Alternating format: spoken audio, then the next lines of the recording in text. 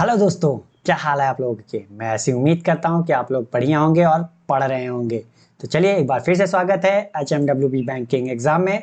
जैसा कि आप लोग जानते हैं कि मैं संजय कुमार मौर्य आप लोगों के लिए लेके आया हूं सिलेक्शन का होम्योपैथ, जिसमें मैं आपको अर्थमेटिक के मिक्स क्वेश्चन की प्रैक्टिस कराता हूँ ताकि आपकी अर्थमेटिक इम्प्रूव हो सके और आप कम से कम टाइम में ज़्यादा से ज़्यादा क्वेश्चन सॉल्व कर सके। चलिए ज़्यादा टाइम न लेते हुए बढ़ते हैं अपने क्वेश्चन की तरफ। लेकिन उससे पहले अगर आपने हमारे वीडियो को लाइक नहीं किया है तो लाइक कर दीजिए, और चैनल को सब्सक्राइब नहीं किया है तो प्लीज़ चैनल को सब्सक्राइब कर लीजिए ताकि आपको हमारी हर अपडेट मिलती रहे। तो चलिए बढ़ते हैं क्वेश्चन की तरफ।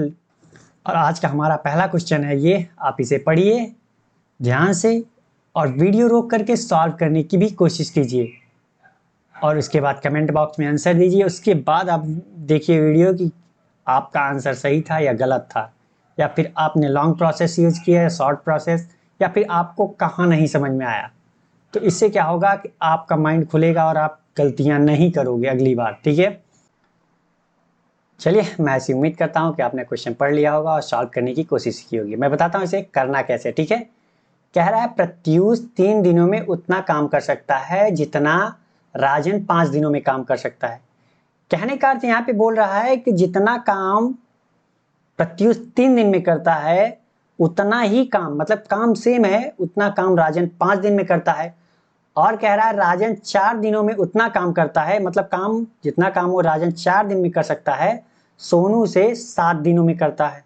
ठीक है, मतलब दोनों काम सेम की बात कर रहा है। ठीक है, तो राजन उस कार्य को कितने समय में करेगा, पूछा राजन उस कार्य को कितने समय में करेगा जिसे प्रत्युष 1 सप्ताह में पूरा करता है। अगर आप बताइए हमें इफिशियंसी इनकी पता चल जाए तो क्या करते हैं, 7 दिन में प्रत्युष दिया किया गया कार्य तो टोटल वर्क मिल जाएगा हमें, प्रत्युष द्वारा 1 हफ्ते में किया गया कार्य पता चल जाएगा। तो अब पूछ रहा है राजन कितने दिन में करेगा, तो वर्क पता चल गया। अगर इफिशियंसी राजन की हमें पता चल जाए तो हम भाग के बता सकते हैं कि कितने टाइम में वो काम कंप्लीट करेगा। ठीक है, तो चलिए सॉल्व करते हैं। इसके 2 मेथड मैं बताता हूँ, एक बेसिक पूरा बेसिक तरीके से और दूसरा शॉर्ट। ठीक है, कह रहा है प्रत्युष 3 दिनों में उतना काम कर सकता है, तो प्रत्युष की इफिशियंसी नहीं पता, क्योंकि एक चीज बताइए वो टोटल वर्क अगर हमें निकालना हुआ तो हमें क्या चाहिए, इफिशियंसी इनटू टाइम चाहिए। प्रत्युष की इफिशियंसी या राजन की इफिशियंसी, किसी की इफिशियंसी हमें पता नहीं, लेकिन टाइम पता है 3 दिनों में, इधर 5 दिन में, इधर 4 दिन में। तो अगर हमें ये निकालना है टोटल वर्क, तो प्रत्युष की इफिशियंसी हम क्या मान लेते हैं, प्रत्युष की एफिशिएंसी P मान लिया हमने। ठीक, माना। राजन की R मान लेते हैं और सोनू की S मान लेते हैं। ये क्या है, एफिशिएंसी है इनकी। ठीक है, ये इनकी क्या है, एफिशिएंसी मिल। आप कह रहा है कि एक बात बताइए, टोटल वर्क दोनों का सेम है, तो इसका भी वर्क सेम है, P का भी वर्क सेम है और राजन का भी वर्क सेम है। तो अगर वर्क निकालना है तो इफिशियंसी कितनी है प्रत्युष की, हम P माना है, और टाइम कितना लग रहा है 3, और यहाँ पे राजन की कितनी है R, और टाइम कितना लग रहा है 5।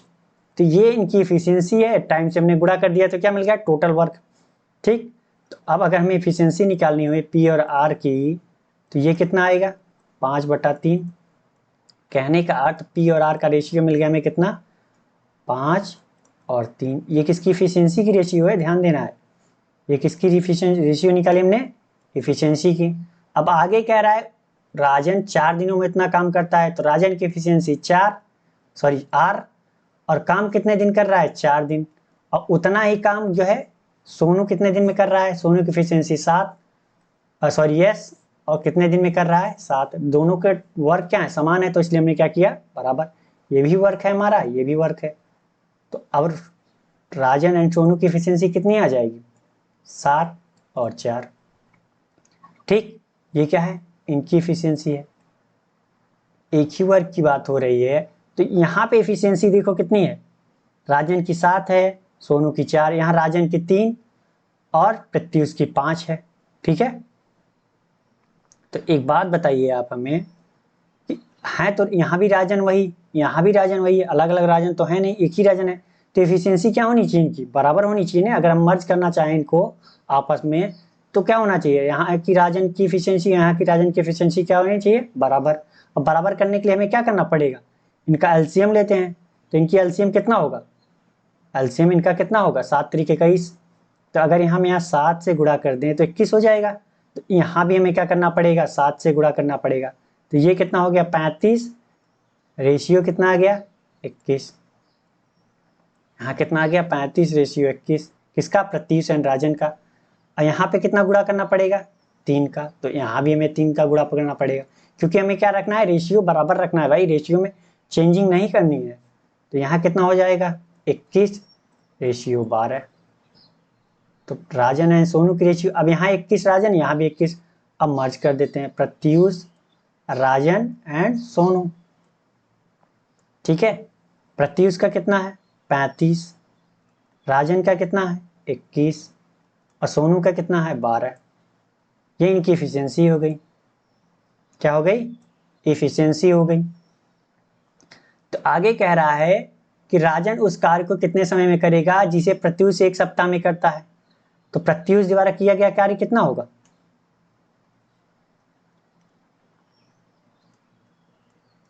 प्रत्युष द्वारा किया गया कार्य कितना होगा,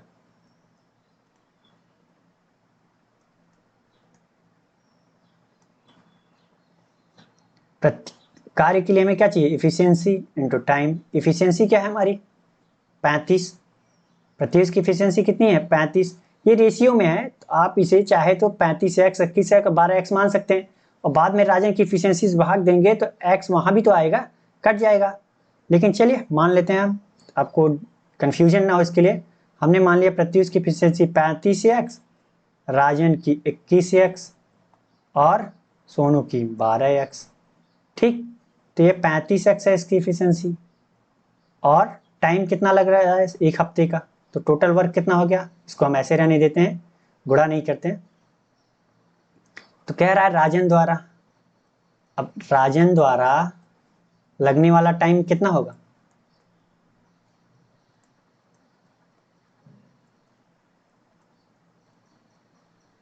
राजन द्वारा लगने वाला टाइम कितना होगा।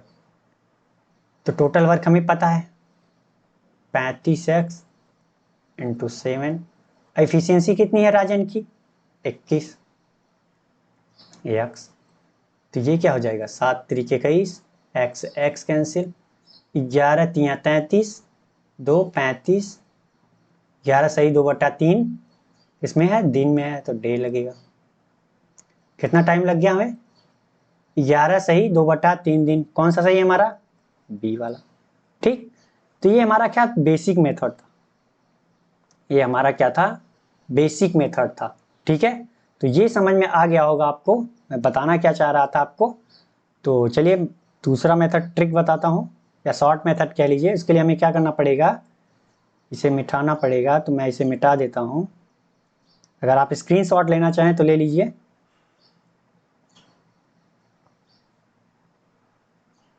ठीक, चलिए शॉर्ट मेथड बताता हूँ। यहाँ पे कह रहा है, एक चीज बताइए आप, टोटल वर्क बराबर क्या होता है, टोटल वर्क बराबर क्या होता है, इफिशियंसी इंटू टाइम। अगर टोटल वर्क बराबर है, ठीक है, तो हमारा क्या होगा, इफिशियंसी 1/टाइम हो जाएगा। इफिशियंसी डायरेक्टली प्रोपोर्शनल टू 1/टाइम हो जाएगा।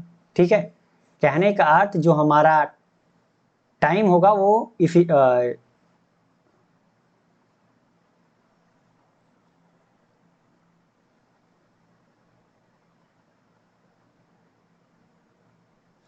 कहने का अर्थ जो हमारे इफिशियंसी है वो क्या होगा, टाइम का उल्टा होगा।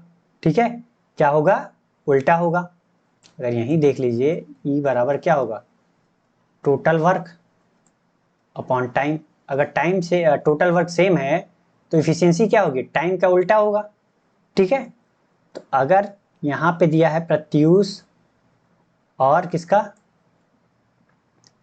राजन का, टाइम दिया है यहाँ पे, कितना दिया है, प्रत्युष 3 दिन में करता है और राजन 7 दिन में करता है, सॉरी 5 दिन में करता है। तो इनकी इफिशियंसी क्या होगी, इफिशियंसी क्या हो जाएगी, उल्टा हो जाएगी, मतलब 5 और 3 हो गई। तो इनकी इफिशियंसी मिल गई किसकी, प्रत्युष एंड राजन की इफिशियंसी 5 दिन। आगे देखो, आगे भी किसका दिया है, राजन एंड सोनू का। अगर इनका टाइम जो दिया है वो कितना दिया है, 4 दिन एंड 7 दिन दिया है, तो इनकी इफिशियंसी कितनी हो जाएगी, 7 और 4 हो जाएगी। कितनी हो जाएगी, 7 और 4। तो यहाँ पे देखो राजन की इफिशियंसी 3 है, यहाँ पे राजन की इफिशियंसी 7 है। तो हम क्या करेंगे भाई, मर्ज करना है हमें, तो क्या करना पड़ेगा, बराबर करना पड़ेगा इनको। तो इसके लिए हमें क्या करना पड़ेगा, 7 का गुणा यहाँ करना पड़ेगा, तो 7 का गुणा यहाँ भी करना पड़ जाएगा हमें। 3 का गुणा यहाँ करते हैं तो 3 का गुणा हमें यहाँ करना पड़ेगा, क्योंकि हमें क्या रखना है, रेशियो बराबर रखना है। तो यहाँ पे कितना हो गया, प्रत्युष एंड राजन की इफिशियंसी कितनी हो गई, 7 5 35 और 7 3 21। यहाँ पे कितनी हो गई, राजन एंड सोनू की, 7 3 21 एंड 4 3 12। अब राजन की इफिशियंसी देखा जाए तो दोनों तरफ बराबर है। अब हम क्या कर सकते हैं, मर्ज कर सकते हैं, प्रत्युष राजन एंड सोनू रख देते हैं, 35 21 और 12। कह रहा है कि प्रत्युष 1 सप्ताह में पूरा कर सकता है, तो राजन उस कार्य को कितने दिन में करेगा। ठीक है, तो 1 सप्ताह में किया गया कार्य किसके द्वारा, 1 सप्ताह में, 1 सप्ताह में प्रत्युष द्वारा किया कार्य कितना होगा,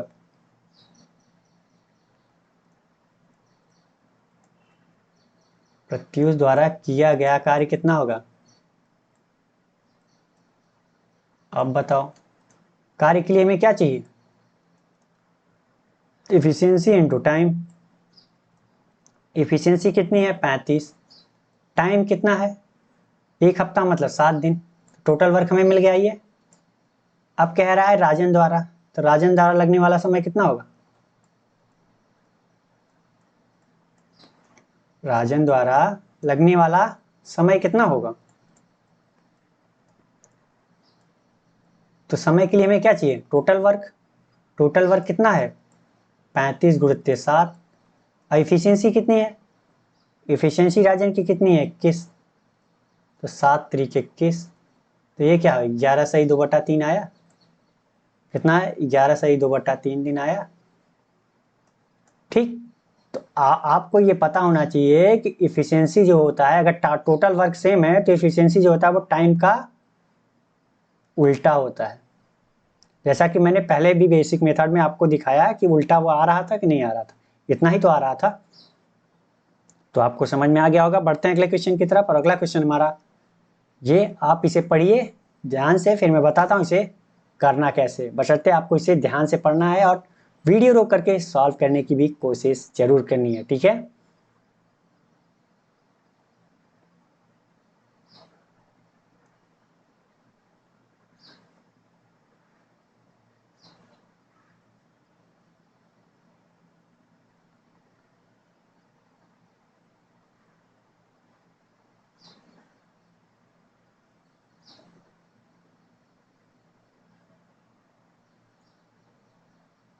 तो चलिए, आपने पढ़ लिया होगा, मैं ऐसी उम्मीद करता हूँ। मैं बताता हूँ इसे करना कैसे।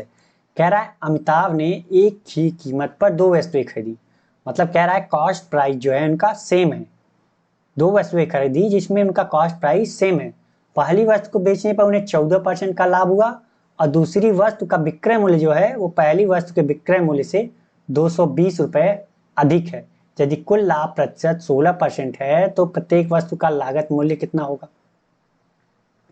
ठीक है, तो हमें बतानी है कि कॉस्ट प्राइस कितनी होगी। तो चलिए सॉल्व करते हैं।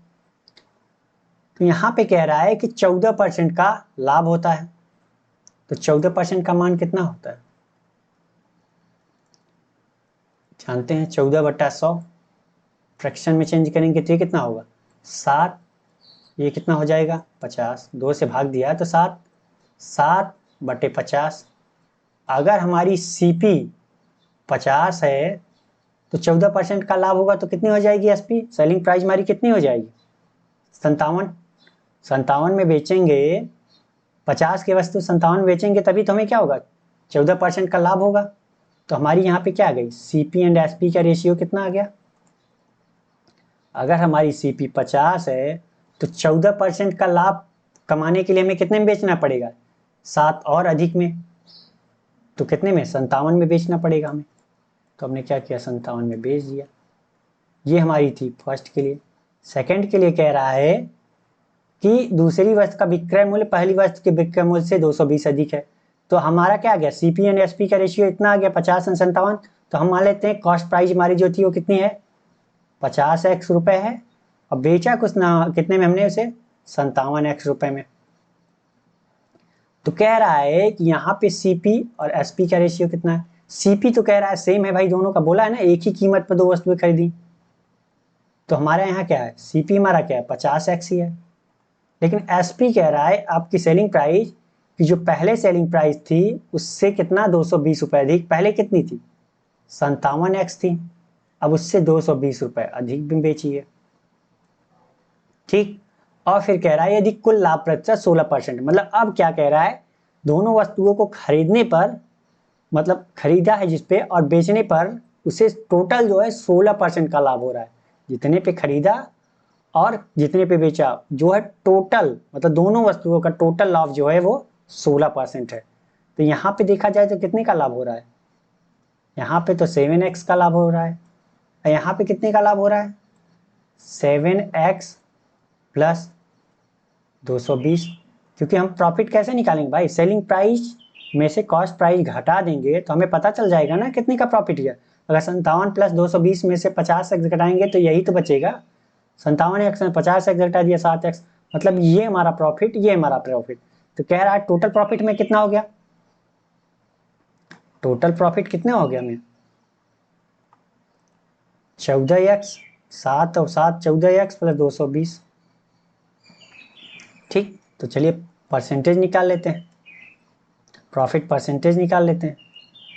तो प्रॉफिट परसेंट का मान कितना होता है प्रॉफिट बटा कॉस्ट प्राइस, प्रॉफिट 14x 220 और कॉस्ट प्राइस कितनी है 50x यहाँ खरीदा, 50x मतलब 100x रुपए में खरीदा इसे और इंटू 100 परसेंटेज निकालना है।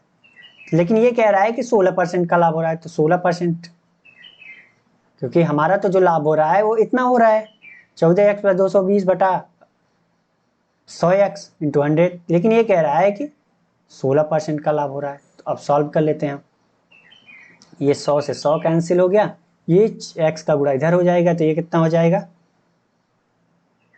ये कितना उड़ा जाएगा हमारा 14x प्लस 220, इधर कितना हो जाएगा हमारा 16x।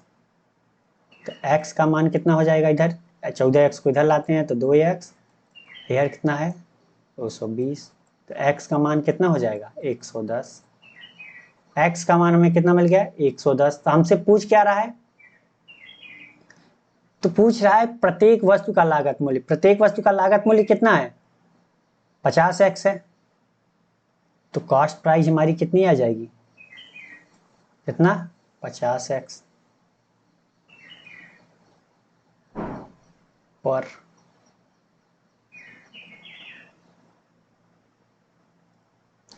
तो 50 गुणित 110 कितना हो जाएगा ये 5500। तो हमारी कॉस्ट प्राइस कितनी आ गई 5500 रुपये। तो हमारा कौन सा सही है इसमें, तो कोई नहीं सही है, तो नन ऑफ दिस। ठीक है, तो समझ में आ गया होगा ये क्वेश्चन भी। मैंने आपको पूरा प्रॉपर बेसिक तरीके से एकदम समझाने की कोशिश की है ताकि आपको समझ में आ जाए। जब क्वेश्चन आपको समझ में आ जाएगा तो सॉल्व करने में आप तो इतना टाइम नहीं लगाएंगे जितना मैंने लगाया है। ठीक है, तो चलिए बढ़ते हैं अगले क्वेश्चन की तरफ। अगला क्वेश्चन हमारा है ये, आप इसे ध्यान से पढ़िए, वीडियो रोक करके सॉल्व करने की कोशिश कीजिए, फिर मैं बताता हूँ इसे करना कैसे है। ठीक है, जितनी ज़्यादा आपकी प्रैक्टिस होगी उतना ही कम टाइम में आप करेंगे और उतना ही शॉर्ट मेथड में करेंगे, बशर्ते आपको समझ में आ जाना चाहिए कि क्वेश्चन दिया क्या है, पूछ क्या रहा है और करना कैसे है। ये तीन चीज़ें आपको अगर क्लियर हैं तो आपको टाइम नहीं लगेगा सॉल्व करने में। ठीक है, तो आप पढ़िए, सॉल्व करिए, फिर मैं बताता हूँ इसे करना कैसे।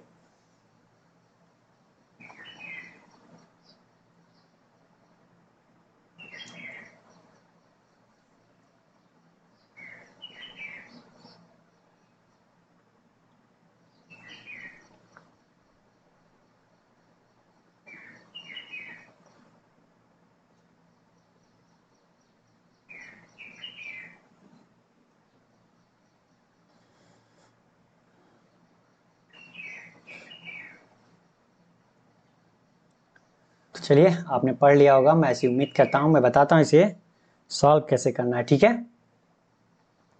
कह रहा है 2 मेथड में बताता हूँ इसका, बेसिक एंड ट्रिक। कह रहा है 2 कारें एक ही समय पर पटना और दिल्ली से चलना शुरू करती हैं। 2 कारें, ठीक, ये हमारा पटना हो गया, ये हमारा दिल्ली हो गया। पटना और दिल्ली से चलना शुरू करती हैं, क्रमशः 65 किमी प्रति घंटा, 49 किमी प्रति घंटा। तो 65 किमी प्रति घंटा इधर जाती है और 49 किमी प्रति घंटा इधर जाती है। कह रहा है कि गति से एक दूसरे की ओर बढ़ती है, मतलब ये इधर जा रही है, इधर आ रही है। जब वे किसी बिंदु पर मिलती हैं तो यह पाया जाता है कि एक कार ने दूसरी की तुलना में 128 किमी अधिक दूरी तय की। तो एक बात बताइए, तो मिलने का मतलब क्या है? ये दोनों जो है एक ही टाइम, मतलब समान समय तक चल रही हैं। तो समान समय तक अगर चल रही हैं तो इसकी जिसकी स्पीड ज़्यादा होगी वो ज़्यादा डिस्टेंस ट्रेवल करेगा, जिसकी स्पीड कम होगी वो कम डिस्टेंस ट्रेवल करेगा। तो हम मान लेते हैं कि ये 49 किमी प्रति घंटे वाला एक्स डिस्टेंस ट्रेवल किया। कितना? एक्स डिस्टेंस ट्रेवल किया। तो कह रहा है कि अब पटने वाले की स्पीड ज़्यादा है तो ये कितना डिस्टेंस ट्रेवल करेगी? x प्लस 128, क्योंकि बोला है ना 128 किलोमीटर ज़्यादा डिस्टेंस ट्रेवल किया, तो ये इतना डिस्टेंस ट्रेवल किया। तो यह पाया जाता है कि एक कार ने दूसरे की तुलना में 128 किमी अधिक दूरी तय की। तो पटना और दिल्ली के बीच की कुल दूरी बतानी है। क्या बतानी है? कुल दूरी। तो मैंने पहले ही आपको बताया कि ये क्या है, समान टाइम में चल रही है। तो टी जो पटना से चल रही है बिंदु तक मिलने में, बराबर किसका होगा? टी जो दिल्ली से चल रही है। दोनों का टाइम क्या है? बराबर है। अगर टाइम बराबर है तो टाइम बराबर क्या होता है? क्योंकि आपको पता है कि स्पीड बराबर क्या, डिस्टेंस अपॉन टाइम। अगर टाइम निकालना हुआ तो क्या हुआ? Distance upon speed. ठीक, अगर टाइम बराबर है तो पटना से चलने वाले का डिस्टेंस कितना ट्रेवल किया उसने? 128 किलोमीटर ट्रेवल किया प्लस एक्स। और कितने की स्पीड से? 65 किलोमीटर प्रति घंटा की स्पीड से। बराबर किसका? दिल्ली वाला कितना चला? एक्स डिस्टेंस चला, कितने की स्पीड से? 49 किमी प्रति घंटा की स्पीड से। ठीक, तो अब हम क्या करते हैं, सॉल्व कर लेते हैं। 49 का गुणा इधर किया तो कितना हो जाएगा? 128 गुणित 49 और प्लस 49x, और ये कितना हो जाएगा? 65x। इसको इधर लाएंगे 49 को 65 की तरफ, तो कितना बचेगा? ये हमारा कितना बचेगा? 49, 50 15 कितना होता है? 65। तो एक ज़्यादा हमने घटा दिया तो क्या होगा? 16। x बराबर कितना? 128 गुणते 49। तो ये काट देते हैं, 16 अट्ठे 128 और 49 गुणते 8 का करेंगे तो कितना हो जाएगा हमारा? 5 अड़े 40, कितना? 5 अट्ठे 40, 400। लेकिन क्या है कि 8 एक का 8, 392 किलोमीटर। अगर x का मान 392 किलोमीटर है तो टोटल डिस्टेंस है कितनी? टोटल डिस्टेंस है कितनी? आप बताओ टोटल डिस्टेंस कितनी है? x प्लस 128 प्लस x है। टोटल डिस्टेंस तो यही है ना भाई, यहाँ से यहाँ तक की। तो कितनी है? 2x प्लस 128, यही तो है। तो 2x की जगह 2, 128 x की जगह 392 प्लस 128, तो कितना आ जाएगा ये? 912 किलोमीटर। कितना? 912 किलोमीटर, क्योंकि यहाँ पे देखा जाए तो 8 कम है, 400 में तो 4 दूनी 800, और 8 कम था मतलब 16, 16 कम कर दिया, इधर 16 यहाँ से कम किया तो यहाँ कितना बचा 12, तो ये कितना हो गया 800 और 112, 912 हुआ किलोमीटर। तो टोटल डिस्टेंस हमारी क्या है 912 किलोमीटर। कौन सा सही है हमारा, सी वाला। तो ये हमारा जो था ये क्या था, बेसिक से पूरा प्रॉपर तरीके से मैंने इसको बताया। तो चलिए अब शॉर्ट मेथड भी देख लेते हैं। क्या देख लेते हैं, शॉर्ट मेथड भी। तो शॉर्ट मेथड के लिए यहाँ पे एक कहाँ से चल रही है, पटना से चल रही है, दूसरा कहाँ से चल रही है, दिल्ली से चल रही है। एक पटना से चल रही है, एक दिल्ली से चल रही है। तो मैंने आपको बताया कि अगर टाइम सेम है, अगर टाइम सेम है यहाँ पे, तो क्या होगा, स्पीड जो होगी वो क्या होगी, डिस्टेंस के डायरेक्टली प्रोपोर्शनल होगी। तो यहाँ पे स्पीड इनकी दे रखी है, स्पीड कितनी है, यहाँ पे स्पीड दे रखी है 65 किलोमीटर प्रति घंटा, और यहाँ पे 49 किलोमीटर प्रति घंटा। काटते हैं, देखें कटे, कुछ नहीं कट रहा है। तो इनका रेशियो आ गया कितना, 65 और 49 किलोमीटर। तो डिस्टेंस का रेशियो कितना हो जाएगा, 65 और 49, डिस्टेंस का भी रेशियो वही है। क्योंकि टाइम सेम है तो स्पीड का जो रेशियो होगा वही डिस्टेंस का रेशियो होगा। यहाँ पे वो बोल रहा है कि 128 किलोमीटर अधिक दूरी तय करता है। तो 128 किलोमीटर अधिक दूरी करता है, तो यहाँ पे देखा जाए कितनी डिस्टेंस ट्रेवल अधिक करता है, 16 यूनिट। ठीक है, मैं अपने आप को गायब कर लेता हूँ। ठीक है, यहाँ पे कितनी दूरी डिस्टेंस अधिक ट्रेवल करता है, 16 यूनिट। क्योंकि यहाँ पे देखा जाए तो 16 यूनिट अधिक डिस्टेंस ट्रेवल करता है, लेकिन वो कह रहा है कि जो डिस्टेंस है वो 128 किलोमीटर अधिक तय करता है।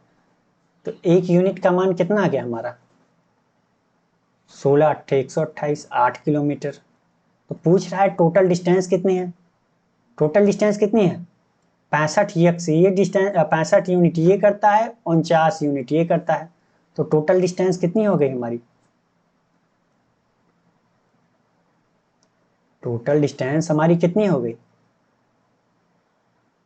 65 प्लस 49 यूनिट है ये, क्योंकि ये रेशियो में तो यूनिट माना हमने। तो ये कितना हो जाएगा, कितना 6 4 10 9 5 14, कितना 114। और एक यूनिट का मान कितना 8 है। तो 14 अट्ठे 112, 800 और प्लस 112 कितना हो गया 912 किलोमीटर हुआ, कितना 912 किलोमीटर। तो ये हमारा था शॉर्ट मेथड। ठीक है, तो चलिए बढ़ते हैं अगले क्वेश्चन की तरफ। अगला क्वेश्चन हमारा है ये, आप इसे पढ़िए फिर मैं बताता हूँ इसे करना कैसे है, और मैं आ जाता हूँ सामने।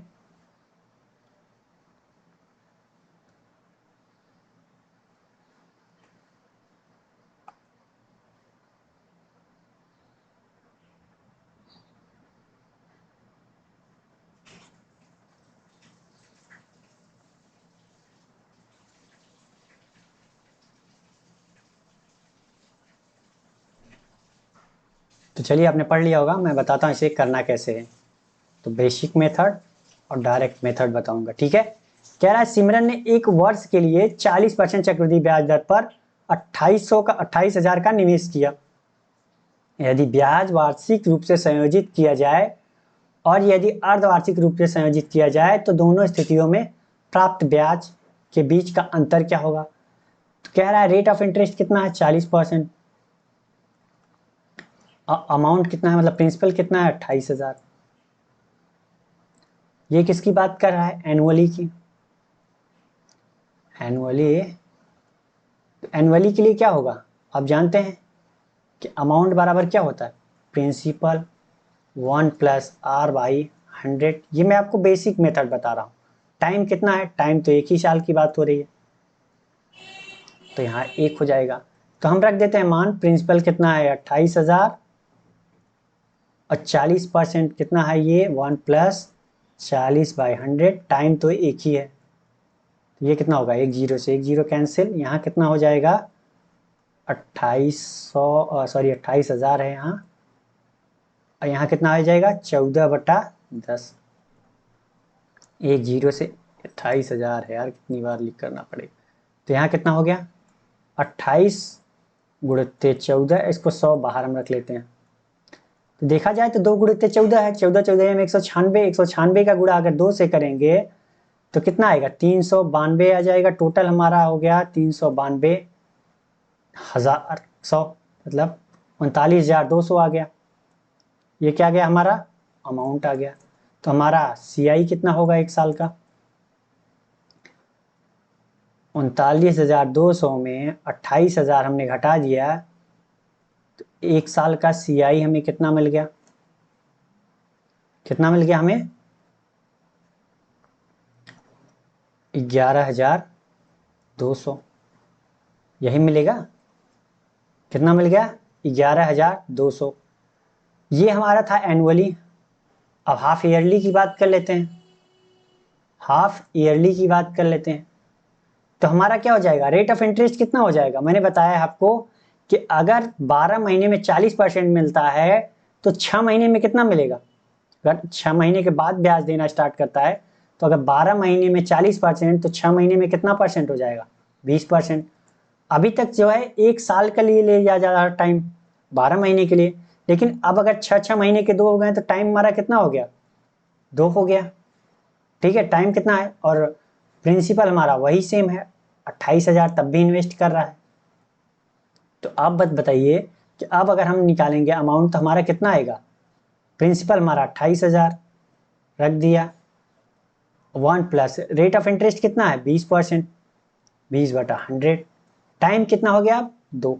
टाइम समझ में आया ना कि अभी हमने 12 महीने के लिए लिया था, मतलब एक साल के लिए, लेकिन अब 6 महीने की बात कर रहा है। तो 6 महीने अगर ले रहे हैं तो एक साल में कितना टाइम हो जाएगा 2 6 महीने होंगे ना। तो टाइम हमारा क्या हो गया दुगना हो गया।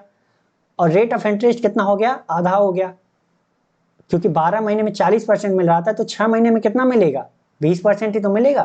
तो अब कंपाउंडली हमने मान रख दिया तो क्या होगा, सॉल्व कर लेते हैं। 28,000 ये कितना हो जाएगा, 1 0 से 1 0 कैंसिल, 10 दूनी 12/10 का स्क्वायर है तो 2 बार कर दिया हमने सीधा सीधा। 1 0 से 1 0, 2 0 हो गया, 2 0 कैंसिल। यहाँ कितना आ गया 28, 280 गुणते 12/144। तो ये हमारा कितना आ जाएगा, गुणा कर लेते हैं।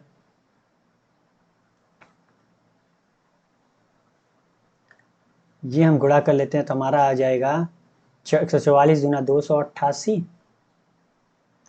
144 दूना 288 00, और 8 का गुणा करेंगे तो कितना आएगा 8 चौका 32, 8 चौक 32 3 35, 8 चौक 32 3 35, 3 बच गया, और 8 1 8, 8 3 11, 0 2 13, 8 1 9 10, 3 1 4, कितना आ गया 40,320। तो हमारा CI कितना होगा, हमारा अमाउंट माइनस प्रिंसिपल कर दिया हमने, तो अमाउंट हमारा कितना है, अमाउंट हमारा आया 40,320, प्रिंसिपल हमारा कितना है 28,000, तो हमें मिला कितना 12,320। ठीक, अब यहाँ पे इतना मिल गया। अब पूछ रहा है कि दोनों स्थितियों का में ब्याज का अंतर, तो अंतर कितना आ जाएगा। यहाँ पे मिला हमें अब 11,200, यहाँ 12,300, तो अंतर कितना आ जाएगा हमारा। तो हम घटा देते हैं 12,320 में 11,200 घटा दिया हमने, तो हमें कितना मिला 0 2 1 1, कितना मिल गया 1120 रुपया। कितना मिल गया हमें 1120 रुपया। कौन सा आंसर हमारा सही है, ये ए वाला। ये जो था हमारा प्रॉपर बेसिक तरीके से था, ये हमने जो बताया पूरा प्रॉपर आपको बेसिक तरीके से हमने बताया ताकि आपको समझ में आ जाए। ठीक है, अगर आपको चीज़ें समझ में आ जाती हैं तो आप शॉर्ट ट्रिक आराम से कर सकते हो। तो चलिए बताता हूँ मैं दूसरा मेथड शॉर्ट ट्रिक। तो इसके लिए हमें क्या करना पड़ेगा, मिटाना पड़ेगा। तो इसके लिए मैं मिटा देता हूँ, अगर आप स्क्रीनशॉट लेना चाहें तो ले लीजिए, लेकिन आपको आना दोनों चाहिए। ठीक है, तो चलिए दूसरा मेथड हमारा क्या है, शॉर्ट। दूसरा मेथड क्या है, शॉर्ट। कह रहा है सिमरन ने 1 वर्ष के 40% की चक्रवृद्धि ब्याज पर 2800 निवेश किया, तो एनुअली वाला कितना हो जाएगा हमारा ब्याज,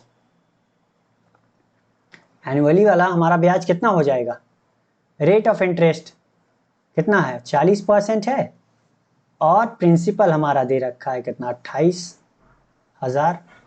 तो प्रॉफिट हमें सीआई हमें कितना मिलेगी, 1 साल का सीआई और एसआई आप जानते हैं कि सेम होता है, तो 2800 का 40% कितना होगा, सीधा सीधा हमें बताना है कि 1 साल का 40% कितना होगा, क्योंकि 40% मिल रहा है। तो 1 साल का 40% कितना होगा, 1 दिए 0, 1 0 1 0, तो ये कितना होगा 28 गुना 56 गुना 12 कितना हो जाएगा 14,400, सॉरी 112 होगा ना, कितना 11, यहाँ लिख देता हूँ 11,200 रुपये मिलेगा 1 साल का सीआई, वो भी एनुअली जब है तब। अब आगे कह रहा है हाफ ईयरली की बात कर रहा है, हाफ ईयरली की बात कर रहा है, तो हाफ ईयरली में क्या होगा, रेट ऑफ इंटरेस्ट मैंने बताया कि क्या हो जाएगा, आधा हो जाएगा मतलब 20%, टाइम क्या हो जाएगा, दुगना हो जाएगा। ठीक, तो अगर 6 महीने में क्या हो रहा है, अब हम प्रिंसिपल एंड अमाउंट का रेशियो निकाल लेते हैं। तो 20% का मान आप जानते हैं कितना होता है, 1/5। क्या हो रहा है 5 से क्या हो रहा है 20% बढ़ रहा है, 1 बढ़ रहा है 6 हो रहा है। अगर हमारी प्रिंसिपल 5 है तो 20% बढ़ रहा है मतलब 1 बढ़ रहा है, तो कितना अमाउंट हो जाएगा 6। एक हाफ ईयरली में, सेकेंड हाफ ईयरली में कितना होगा, फिर से 5 से 6 हो जाएगा, कितना हो जाएगा 5 से 6। तो हमारा प्रिंसिपल कितना है 25, तो हमारा अमाउंट कितना हो जा रहा है 36, ब्याज कितना मिला 11, 11 यूनिट का ब्याज मिला, कितने यूनिट पे 25 यूनिट पे हमारा प्रिंसिपल था।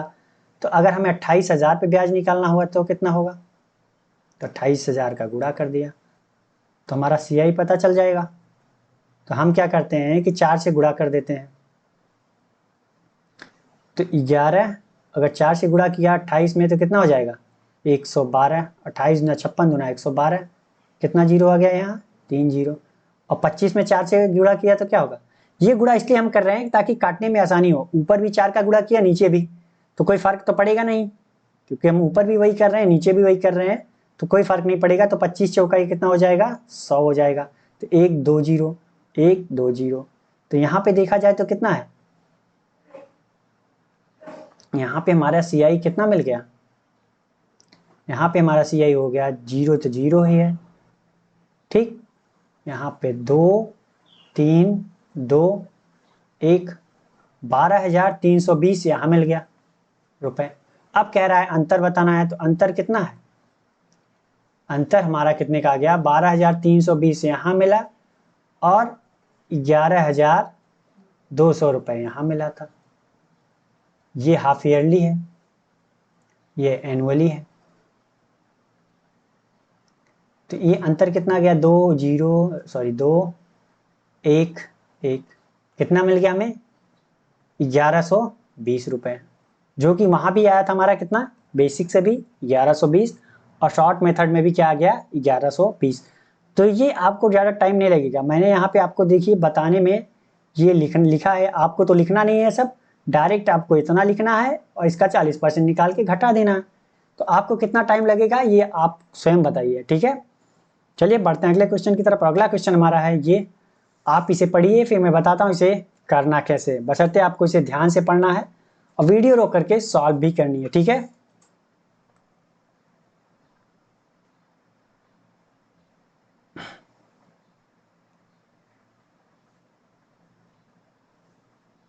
तो चलिए आपने पढ़ लिया होगा मैं ऐसी उम्मीद करता हूँ, और आपने वीडियो रोक करके सॉल्व करने की भी कोशिश की होगी, ठीक है।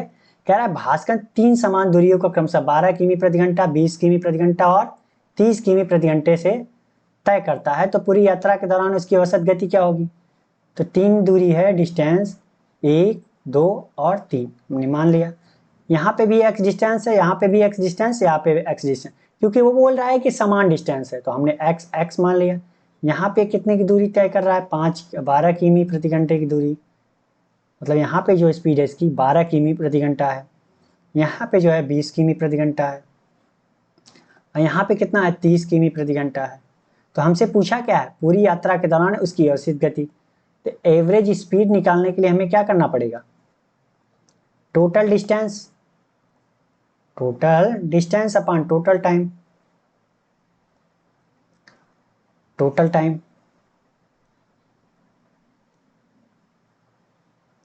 टोटल डिस्टेंस हमें पता है x 3x, लेकिन टोटल टाइम हमें नहीं पता है। तो टोटल टाइम हमें नहीं पता तो हम तो बता सकते हैं ना, अगर यहाँ पे x डिस्टेंस 12 किमी प्रति घंटे की स्पीड से जा रही है तो टाइम क्या होगा, डिस्टेंस अपॉन टाइम और डिस्टेंस अपॉन स्पीड। डिस्टेंस हमें मिला है कितना x, स्पीड हमारी 12 है, यहाँ टाइम लग गया। और यहाँ पे कितना टाइम लग रहा है x/20 और यहाँ कितना टाइम लग रहा है x/30। तो अब सॉल्व कर लेते हैं। यहाँ 3x हो गया, यहाँ x कॉमन कर लिया हमने। तो 12, 20 और 30 का एलसीएम कितना होगा 60। तो 12 पंचे 60, 20 तिहाई 60, 30 दूनी 60। ये आ गया हमारा x कैंसिल, ये 60 कहाँ जाएगा, ऊपर जाएगा। तो 3 गुणित 60 और नीचे कितना टोटल हो जाएगा, 5 3 8 2 10। तो 1 0 से 1 0 कैंसिल, कितना हो गया 18 किमी प्रति घंटा। एवरेज स्पीड कितनी होगी 18 किमी प्रति घंटा। ठीक, तो बहुत हार्ड क्वेश्चन तो था नहीं, ये आपको भी पता है, बहुत सिंपल क्वेश्चन था। आप कितनी देर में करोगे, आपको इतना ही टाइम लगेगा जितना लिखने में, ये इतना आप इतनी देर में कर लोगे। इतना लिखने में कितना टाइम है, ज़्यादा से ज़्यादा 20 सेकेंड। लेकिन इसके लिए आपको प्रैक्टिस करनी पड़ेगी कि क्वेश्चन देखते ही समझ में आ जाना चाहिए कि कह क्या रहा है। तो चलिए हम पढ़ते हैं अगले क्वेश्चन की तरफ। अगला क्वेश्चन हमारा है ये, आप इसे ध्यान से पढ़िए, वीडियो रोक करके सॉल्व करने की कोशिश कीजिए, फिर मैं बताता हूँ इसे करना कैसे। ये भी जो है बहुत हार्ड क्वेश्चन नहीं है, बहुत सिंपल क्वेश्चन है, ठीक है। तो आप सॉल्व कीजिए, फिर मैं बताता हूँ इसे करना कैसे।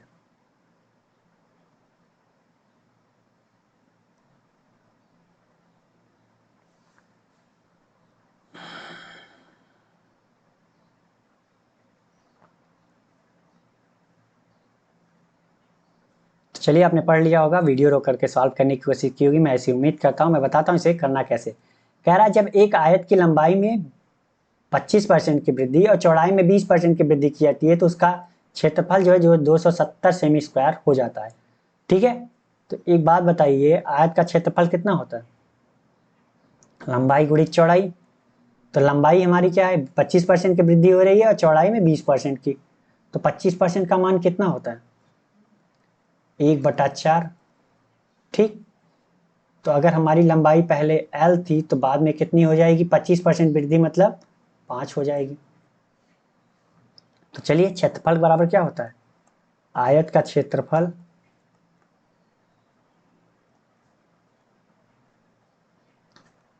पहले और आयत का क्षेत्रफल बाद में,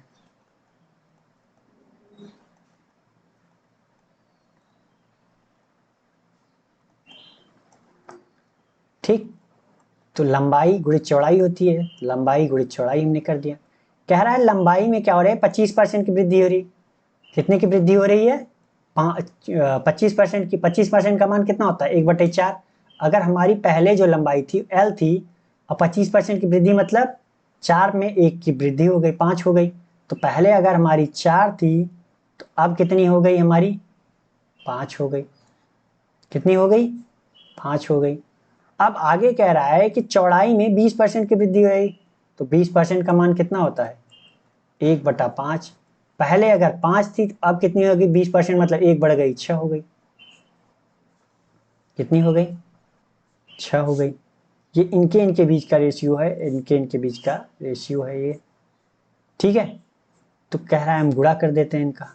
तो यहाँ पे क्षेत्रफल कितना आ गया हमारा, 4 पंचे 20 यूनिट और यहाँ पे कितना आ गया, 5 छक्के 30, ठीक। इनके बीच का रेशियो, पहले क्षेत्रफल का, पहले आयत का क्षेत्रफल कितना था,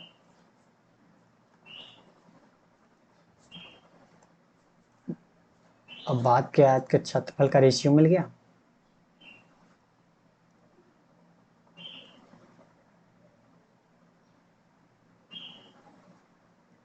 आयत का क्षेत्रफल, सॉरी बाद में आयत का क्षेत्रफल, ठीक है। तो इसका रेशियो क्या, पहले कितना था 20, बाद में कितना हो गया 30। लेकिन ये कह रहा है कि उसका क्षेत्रफल जो है 270 सेंटीमीटर हो जाता है, बाद में क्या है 270 सेंटीमीटर हो जाता है। मतलब 30 का मान 270, तो 1 यूनिट का मान कितना हो गया हमारा, 30 यूनिट का मान 270, तो 1 यूनिट का मान कितना 9, तो 20 यूनिट का मान कितना हो जाएगा, 20 गुणित 9 बराबर कितना 180 सेंटीमीटर स्क्वायर। इतना समझ में आया आपको। तो हमारा कौन सा आंसर सही है, ये कितना आ गया हमारा 180 सेंटीमीटर स्क्वायर, ठीक है। तो समझ में आ गया होगा। पढ़ते हैं अगले क्वेश्चन की तरफ। अगला क्वेश्चन हमारा है ये, आप इसे पढ़िए फिर मैं बताता हूँ इसे सॉल्व कैसे करना है। बशर्ते आपको इसे ध्यान से पढ़ना है, वीडियो रोक करके सॉल्व करनी है, फिर मैं बताऊंगा करना कैसे, ठीक है।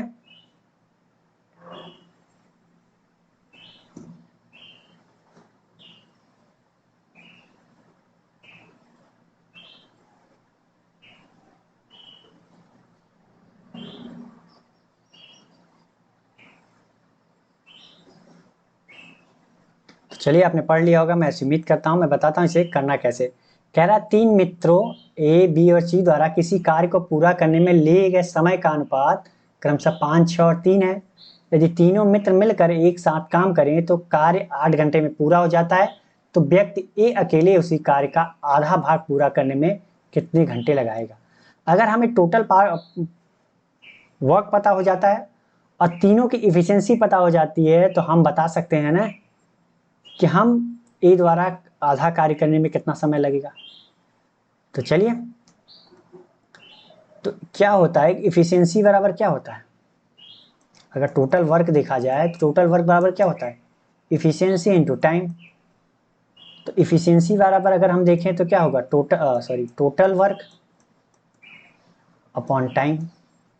अगर टोटल वर्क सेम है, यहाँ पे देखिए एक बात कर रहा है कि किसी द्वारा किसी कार्य को पूरा करने में लिए गए समय का अनुपात, मतलब कोई एक कार्य है जिसको तीनों मित्र अलग अलग टाइम में करते हैं और जिनका रेशियो दे रखा है उसने 5, 6 और 3। तो अगर टोटल वर्क सेम है तो इनकी इफिशियंसी का रेशियो क्या हो जाएगा, टाइम की रेशियो का उल्टा हो जाएगा। जो टाइम होगा उसका उल्टा क्या होगा, इफिशियंसी का रेशियो। तो चलिए, ए बी और सी का क्या दे रखा है उसने, टाइम का रेशियो दे रखा है। टाइम का रेशियो उसने दे रखा है कितना 5 और कितना 6 और कितना 3।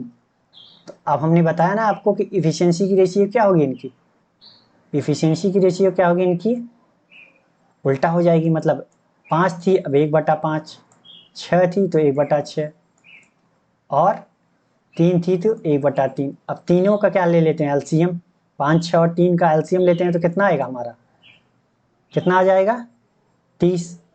30 में 5 से भाग दिया तो कितना आएगा 30, इनका एलसीएम आ गया। तो हम क्या करते हैं 30 में सबसे गुणा कर देते हैं,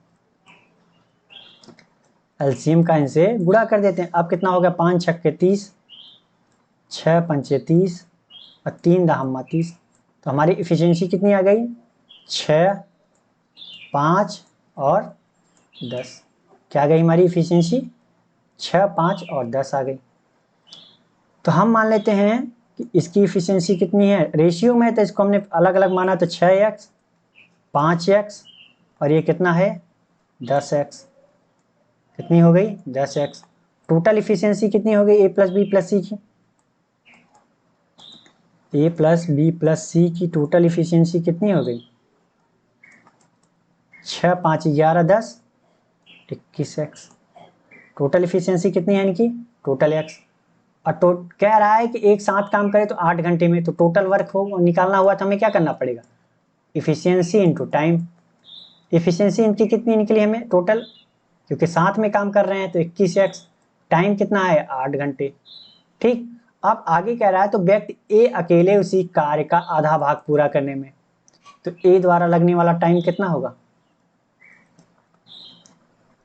तो आप बताइए ए द्वारा लगने वाला टाइम कितना होगा।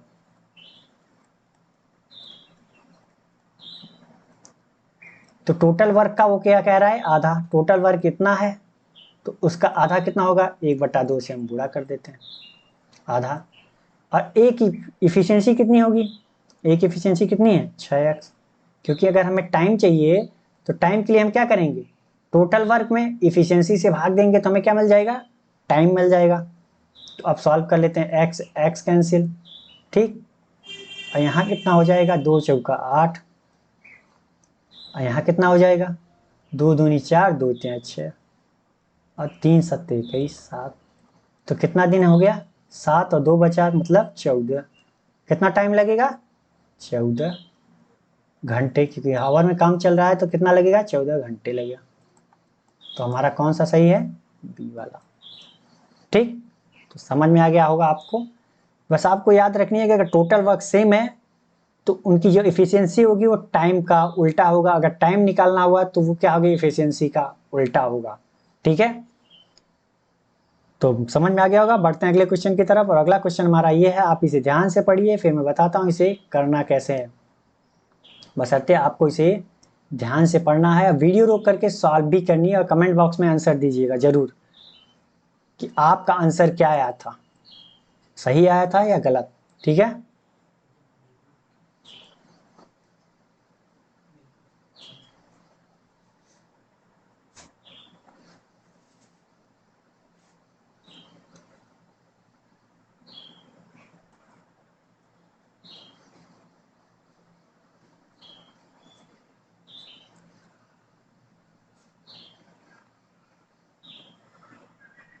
तो चलिए, आपने पढ़ लिया होगा, मैं ऐसी उम्मीद करता हूँ। मैं बताता हूँ इसे सॉल्व कैसे करना है। कह रहा है अमन और मानव एक व्यवसाय में कुल जो है कितना इन्वेस्ट करते हैं, 40,000 का इन्वेस्ट किया। अमन का निवेश अवधि जो है 6 महीने और मानव की जो है 9 महीने है। यदि वर्ष के अंत में अमन और मानव के लाभ कम से 6 और 1 के अनुपात में है तो प्राप्त हुआ, तो मानव द्वारा निवेश की गई राशि कितनी थी। तो एक आप बात बताइए हमें कि प्रॉफिट का रेशियो हम कैसे निकलवाते हैं, इन्वेस्टमेंट इनटू टाइम का गुणा कराते हैं, ठीक है। अगर हमें इन्वेस्टमेंट का रेशियो चाहिए तो हम क्या करेंगे, इन्वेस्टमेंट का रेशियो चाहिए तो हम क्या करेंगे, प्रॉफिट का रेशियो में से टाइम का भाग दे देंगे तो हमें क्या मिल जाएगा, इन्वेस्टमेंट मिल जाएगी। अगर इन्वेस्टमेंट का रेशियो मिल गया तो हम टोटल 40,000 है तो बांट सकते हैं ना कि किसको कितना मिला, किसने कितना इन्वेस्ट किया था। तो चलिए सॉल्व करते हैं। तो कह रहा है अमन है एंड दूसरा कौन है, मानव है। कह रहा है कि लाभ क्रम से 6:11 के अनुपात में है। इनका जो है लाभ कितना है, 6:11 के अनुपात में। प्रॉफिट का रेशियो कितना है, 6:11। और टाइम कितना इन्होंने दिया, टाइम कितना इन्होंने दिया, 6 महीने किसने दिया, अमन ने दिया। और मानव ने कितना दिया, 9 महीने दिया। अगर हम इसमें 12 से भाग दे दें तो साल निकल जाएगा, लेकिन ये क्या है, 12 यहाँ भी 12 यहाँ भी, तो कोई मतलब है नहीं, कट जाएगा, ठीक है। अगर चाहो तो आप इनको ईयर में चेंज करने के लिए 12 से भाग दे दो, तो 12 यहाँ भी है 12 यहाँ भी, रेशियो बीच में है, तो ये क्या होंगे, आपस में कैंसिल हो जाएंगे। यहाँ पे कैंसिल, ऊपर कितना कैंसिल होगा, 3 दूनी 6, 3 त्रिक्का 9। यहाँ रेशियो कितना आ गया टाइम का, 2 और 3। तो अब हम अगर प्रॉफिट में टाइम का भाग देंगे तो हमें क्या मिलेगा, इन्वेस्टमेंट का रेशियो।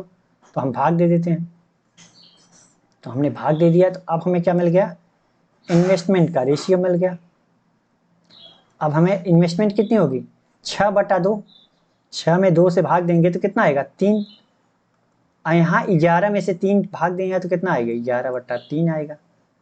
अब हम सॉल्व कर लेते हैं तो क्या होगा, 3 त्रिक्का 9, इधर गुणा कर दिया, ये क्या हो गया,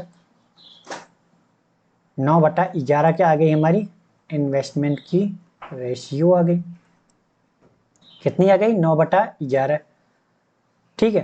कहने का अर्थ है कि अमन ने कितना इन्वेस्ट किया, हम मान लेते हैं 9x इन्वेस्ट किया, और मानव ने कितना इन्वेस्ट किया, 11x। टोटल इन्वेस्टमेंट कितनी है, 20x। और टोटल इन्वेस्टमेंट 20x है, लेकिन वो कह रहा है कि 40,000 इन्वेस्ट किया टोटल, तो 20x बराबर कितना, 40,000। तो एक जीरो से एक जीरो कैंसिल, 2 से कितना, 2,000। तो x का मान हमारे पास कितना आ गया, 2,000। अगर x का मान हमें मिल गया तो अब तो हम बता सकते हैं ना, मानव द्वारा निवेश की गई राशि, मानव ने कितना निवेश किया था, 11x। तो 11x का मान कितना हो जाएगा, 11 गुणित 2,000। बराबर कितना, 22,000 इन्वेस्ट किया था उसने, कितना, 22,000 रुपये उसने इन्वेस्ट किया था। तो कौन सा हमारा सही है, डी। तो क्वेश्चन बहुत हार्ड नहीं था, बस आपको कॉन्सेप्ट आपका क्लियर होना चाहिए कि हमें करना क्या है, और ये तभी पॉसिबल है जितना ज़्यादा आप प्रैक्टिस करेंगे उतना ही आपके लिए अच्छा है। क्योंकि क्वेश्चन पढ़ते ही आपको समझ में आ जाना चाहिए कि हमें करना क्या है। अगर आप सोचने बैठ गए एग्जाम में कि इसे ऐसे करते हैं ऐसे करते हैं, तो आप 5 क्वेश्चन भी नहीं कर पाओगे। उसके लिए आप जितनी ज़्यादा प्रैक्टिस करोगे उतना ही आपके लिए अच्छा है। ठीक है, तो चलिए बढ़ते हैं अगले क्वेश्चन की तरफ। और अगला क्वेश्चन हमारा है ये, आप इसे पढ़िए, फिर मैं बताता हूँ इसे सॉल्व कैसे करना है।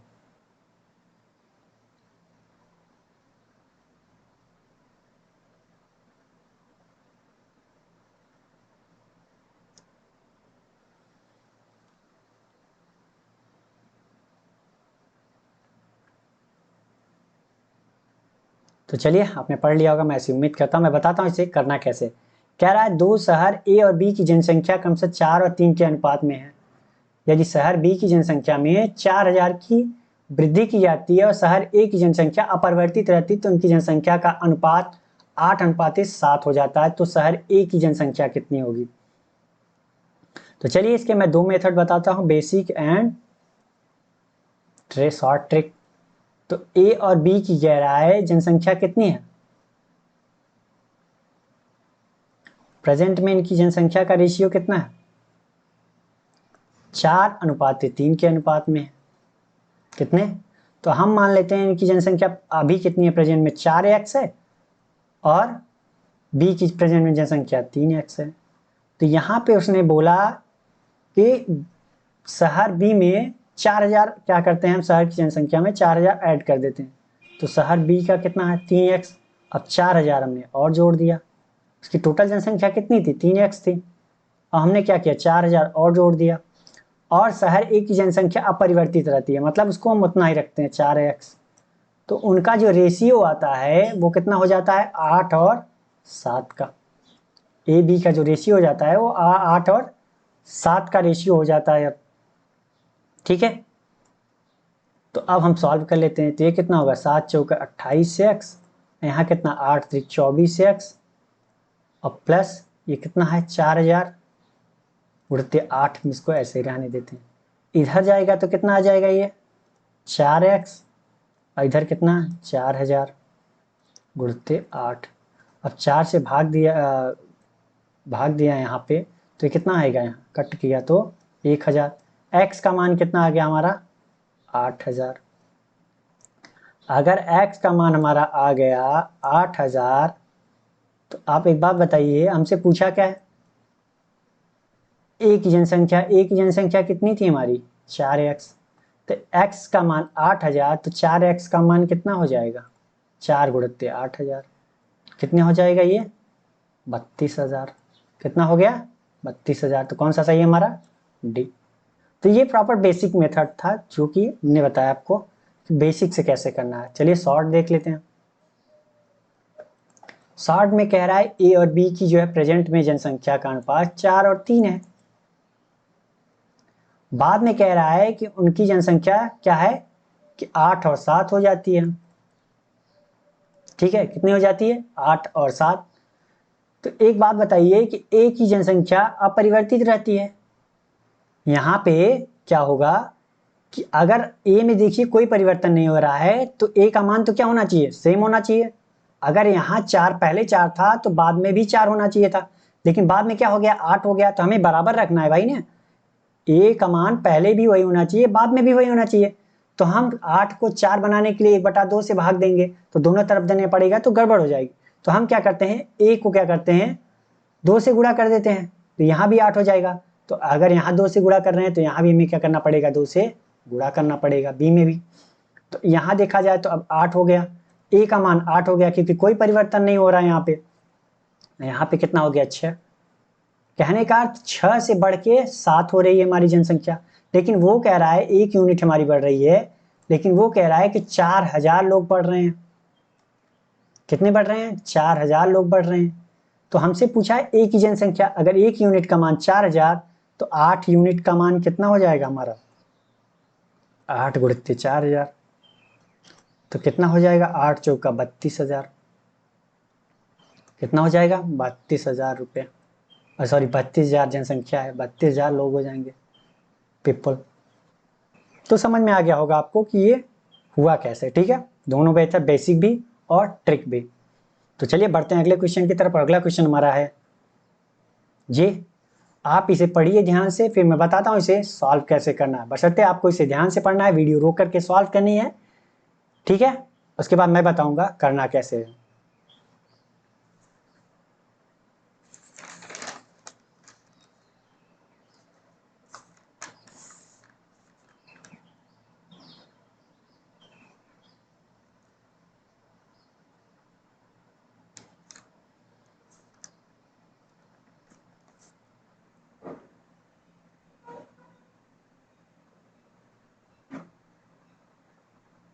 तो चलिए आपने क्वेश्चन पढ़ लिया होगा, मैं ऐसी उम्मीद करता हूँ। मैं बताता हूँ इसे करना कैसे, ठीक है। कह रहा है ट्रेन ए को सिग्नल पार करने में 15 सेकंड लगते हैं, जबकि ट्रेन बी को 21 सेकंड लगते हैं, और ट्रेन बी की लंबाई ट्रेन ए की लंबाई से 3 गुनी है, ठीक है।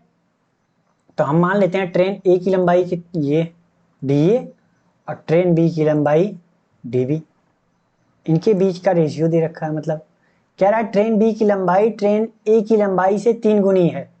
ट्रेन ए की लंबाई अगर 1 है तो ट्रेन बी की लंबाई कितनी है, 3 गुनी, मतलब 3 है, ये बोल रहा है, ठीक है।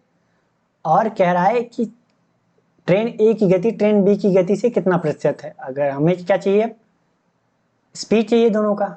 तो ट्रेन ए को सिग्नल पार करने में 15 सेकंड लगते हैं। अगर कोई सिग्नल है ये हमारा, तो अगर कोई ट्रेन इसको पार करेगी तो आप बताओ कि कितना डिस्टेंस ट्रेवल करेगी। सिग्नल का ये जो है, इसको हम क्या डिस्टेंस नगण्य मानते हैं, तो ये जो डिस्टेंस ट्रेवल करेगी वो ट्रेन अपनी खुद की लंबाई के बराबर ही तो ट्रेवल करेगी। यहाँ पे है पार करने में कितना डिस्टेंस ट्रेवल किया, अब ये हो गया पीछे, मुंह पहुंच गया, तो कितना डिस्टेंस ट्रेवल किया, इतना ही तो डिस्टेंस ट्रेवल किया इसने, सिग्नल है हमारा। तो कह रहा है कि तो डी ए जो है, डी ए बराबर क्या होगा, ट्रेन ए की लंबाई कितनी होगी भाई, ट्रेन ए की लंबाई, तो डिस्टेंस बराबर क्या होता है, स्पीड इनटू टाइम। तो स्पीड तो पता नहीं है, तो वी ए मान लेते हैं ए का, और टाइम हमें दे रखा है कितना, 15 सेकेंड। तो डी ए ये क्या है, हमारी ट्रेन की लंबाई है ए की, अब बी की लंबाई कितनी है हमारी, तो डी बी हमने माना है, तो डी बी बराबर कितना, वी बी, एंड टाइम कितना हो जाएगा हमारा, 21 सेकेंड में पार कर रही है, ठीक। तो ये कितना डिस्टेंस हो गया, ये कितने ट्रेन की डिस्टेंस होगी, क्योंकि अपने डिस्टेंस के बराबर ही तो ट्रेवल कर रही है ये। तो डी ए जो है हमारा ट्रेन ए की लंबाई है, तो ट्रेन ए की लंबाई के लिए क्या करना पड़ेगा हमें, V A into T A, तो हमें मिल गया ये, ठीक है। और यहाँ पे इसने दे रखा है डी एंड डी बी का रेशियो दे रखा है, तो वी ए गुणित 15 और वी बी गुणित 21 बराबर कितना दे रखा है रेशियो, हमें मिला कितना है, ए का मान डी ए का 1 और डी बी का 3, ठीक। तो अब हम क्या करते हैं, सॉल्व कर लेते हैं। तो 3 सते 21, तो V A and V B का मान कितना आ जाएगा, 7/15। तो हमसे पूछा क्या है, हमसे पूछा क्या है, परसेंटेज किसका, ट्रेन ए की गति, ट्रेन ए की गति कितनी है 7, ट्रेन ए की गति कितनी है 7 और ट्रेन बी की गति कितनी है 15। ये रेशियो में है, अगर आप रेशियो नहीं लेना चाहते हैं तो अलग अलग मान सकते हैं, जो कि बाद में कट जाएगा, कोई फर्क नहीं है। तो यहाँ कितना आ जाएगा 7x मान लेते हैं, ये वी बी की स्पीड 15x। तो चलिए परसेंटेज में निकालते हैं, तो परसेंटेज में कितना होगा, कह रहा है ट्रेन ए की गति ट्रेन बी की गति का कितना प्रतिशत है, तो जिसकी पूछ रहा है तो उसको हम क्या रखते हैं ऊपर, ट्रेन ए की गति कितनी है 7x, बी से पूछ रहा है बी की गति का, तो बी की गति कितनी है 15x, परसेंटेज में निकालना है तो 100 से क्या करना पड़ेगा, गुणा करना पड़ेगा, तो x x कैंसिल, तो x मानने का कोई मतलब निकला कोई नहीं, क्योंकि हमें बटे में ही लेना था, मतलब रेशियो में ही। तो अब हम क्या करते हैं, 15 छक्का 90, 15 छक्का 90, तो ये कितना होगा 6.666%। तो ये कितना हो जाएगा हमारा टोटल गुणा करेंगे तो 46.66% आ गया। ए की गति बी की गति का कितना परसेंट है? 46.66%। कौन सा हमारा आंसर सही है? डी। तो ये हमारा क्या था? बेसिक समझ लीजिए आप। दूसरा क्या है? शॉर्ट मेथड बताते हैं। दूसरा हमारा क्या है? चलिए शॉर्ट मेथड बता देता हूं आपको मैं। कह रहा है कि ट्रेन ए को सिग्नल पार करने में 15 सेकंड, जबकि ट्रेन बी को 21 सेकंड लगते हैं। और ट्रेन बी की लंबाई ट्रेन ए की लंबाई से 3 गुनी है। ट्रेन ए की लंबाई हमने माना है कितना? T A. और ट्रेन बी की लंबाई कितनी है? तो 3, 1:3 आया था हमारा। ठीक है। और टाइम का रेशियो कितना आ रहा है हमारा? टाइम इसको 15 सेकंड लग रहे हैं पार करने में, और इसको कितना लग रहा है? इसको कितना लग रहा है? 21 सेकंड। तो इनका रेशियो कितना आ गया टाइम का? 3×5 = 15, 3×7 = 21, 5 और 7 का रेशियो हो गया किसका? टाइम का। ये कितना है? लंबाई का। ये लंबाई का रेशियो आ गया हमारा। ये कितना? टाइम का रेशियो आ गया। तो आप बताइए स्पीड बराबर क्या होता है? स्पीड बराबर क्या होता है? Distance upon time. डिस्टेंस मतलब लंबाई, लंबाई का ये है और टाइम का ये है, तो स्पीड हमें मिल जाएगी। तो ए और बी का डिस्टेंस का रेशियो 3, लंबाई के अनुसार रेशियो कितना है? 1 और 3 है। और टाइम का रेशियो कितना है? 5 और 7 है। तो हम क्या करेंगे? डिस्टेंस में अगर टाइम से भाग दे दिया तो हमें क्या मिल जाएगी? डिस्टेंस में अगर हमें टाइम से भाग दे दिया जाए तो हमें क्या मिल जाएगी? स्पीड की रेशियो। ये कितनी आ गई? 1/5 और 3/7। इसका गुणा इधर कर देते हैं तो 7 और 5 हैं 15। 7:15 आया। ये वी की गति है, ये वी की। वी का हमने मान लिया 7x, वी की कितनी? 15x speed. तो परसेंटेज निकालने के लिए हमें क्या करना पड़ेगा? कह रहा है कि ए की गति कितनी है? 7x, बी की गति से, तो 15x का भाग दे देंगे तो इंटू 100। तो कितना आ गया हमारा? ये कितना आ जाएगा? यहाँ कितना आया था? 46.66% आया था। सेम वही आएगा। तो कौन सा आंसर सही है हमारा? डी वाला। तो दोनों समझ में आ गए होंगे, दोनों मेथड हमारे, कि आपको करना कैसे है। अब वो आप डिसाइड करते हैं कि आपको कौन सा अच्छा लगता है, किसमें आपको सुटेबल होता है। ठीक है, तो समझ में आ गया होगा। आज के लिए बस इतना ही। अगर ये वीडियो आपको पसंद आई हो तो लाइक करें और अपने दोस्तों के साथ शेयर करें। अगर अभी तक आपने सब्सक्राइब नहीं किया है तो प्लीज़ चैनल को सब्सक्राइब कर लीजिए। ठीक है, मिलते हैं नेक्स्ट वीडियो में। तब तक के लिए बाय बाय, थैंक यू।